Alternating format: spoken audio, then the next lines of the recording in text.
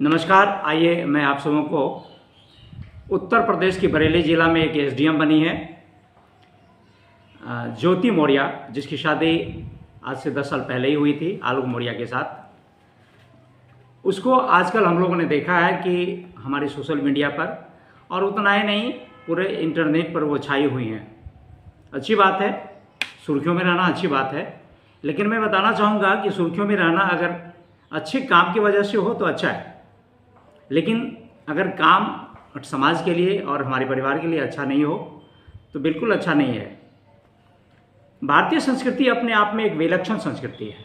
हम लोग जानते हैं इस संस्कृति में सामाजिक समानता और समान भाव के साथ साथ समान अवसर कूट कूट कर भरा है। इन दिनों सामाजिक स्तर पर बालक बालिकाओं की समाज शिक्षा की हम पुरजोर व्याख्या करते हैं। संवैधानिक जो उसका स्तर है उस पर भी हम खूब चर्चा करते हैं और होना भी चाहिए, अच्छी बात है। नारी शिक्षा अच्छी बात है, पर इसे संवैधानिकता की दुहाई देकर लागू करना सामाजिक स्तर पर अगर देखा जाए तो कई प्रकार की समस्या पैदा करता है। संवैधानिक शिक्षा के साथ साथ संस्कार युक्त शिक्षा ही समाज को बचा सकता है। अगर संस्कार को किनारा कर दिया जाए तो वो शिक्षा हमें पशु से ऊपर नहीं उठा पाएगा। उत्तर प्रदेश की एसडीएम ज्योति मौर्य तथा उसके पति आलोक मौर्य की कहानी इसी संस्कार मुक्त शिक्षा का परिणाम दृष्टिगोचर होता है। मैं आप सबों को लिए चलता हूँ 10 साल पूर्व ज्योति मौर्य की, जहाँ शादी आलोक मौर्य के साथ होती है। और शादी के वक्त ज्योति मौर्य कुछ भी नहीं थी, हाँ पढ़ने में जरूर तेज थी। शादी के बाद पति आलोक मौर्य, जो कि एक सफाई कर्मी थे, ने पत्नी को पढ़ाने का जिम्मा उठाया और उसे पढ़ाने में भरपूर सहयोग भी दिया, जिसका परिणाम यह हुआ कालांतर में जाकर वह यूपीएससी की परीक्षा पास करती है और एसडीएम बन जाती है। उत्तर प्रदेश के कई जिलों में वह एसडीएम बनी और फिलवक्त वह बरेली जिला में एक चीनी मिल की जीएम पद पर तैनात है। बात उसकी नहीं है, बात हमारे समाज की है कि जब वह जीएम पद पर आ जाती है तो पद का घमंड उसके पारिवारिक स्तर को समाप्त कर देता है। यही आवश्यकता थी कि उसकी जो शिक्षा दीक्षा हुई उसके साथ उसे अच्छे संस्कार भी दिए जाए। मेरा यह मानना है उसके पास शिक्षा और डिग्रियां तो अच्छी मिल गई, लेकिन संस्कार अच्छा नहीं मिला। इसी वजह से अच्छे पद पर पहुंचने के बाद एसडीएम एक सम्मानित पद माना जाता है। उस पद पर पहुंचने के बाद वह अपने परिवार से धीरे धीरे कटने लगती है और इसके पीछे का कारण बताया जाता है उसका प्रेम प्रसंग।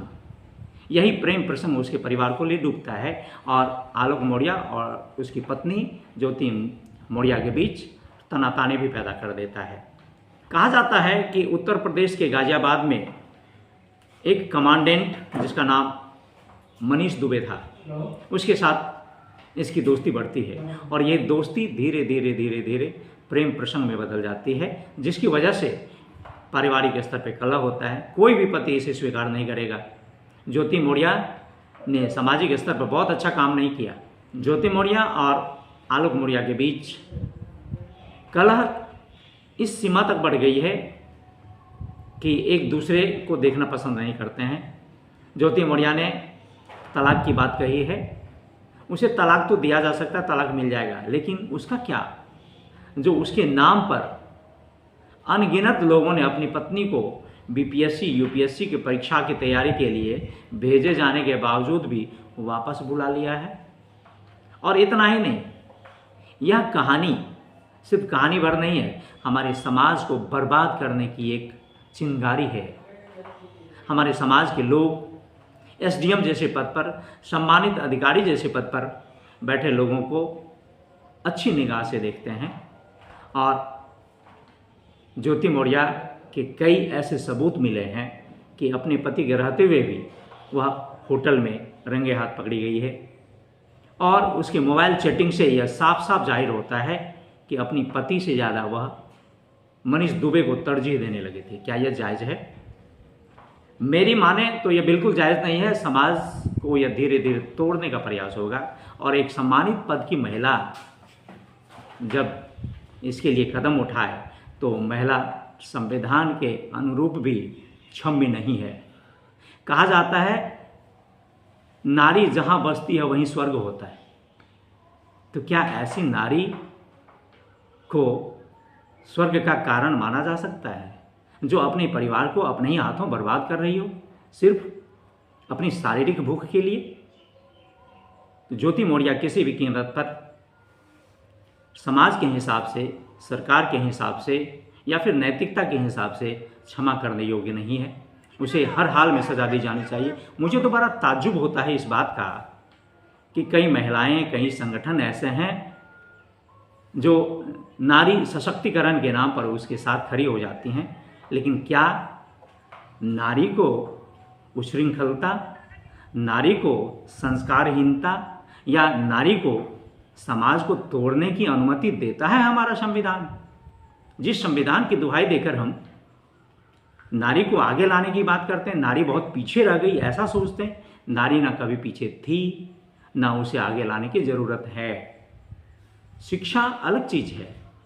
शिक्षा के साथ संस्कार को जोड़ा जाना बहुत आवश्यक है, नहीं तो यह हमारा समाज बिल्कुल बर्बाद हो जाएगा और हम सब तितर बितर हो जाएंगे। इसी तरह की खबरों को सुनने के लिए आप हमारे चैनल पर अवश्य आएँ और चैनल को सब्सक्राइब करते हुए अगर आप कुछ सुझाव देना चाहते हैं तो आपके सुझाव का सदा मैं स्वागत करूंगा। बहुत बहुत धन्यवाद।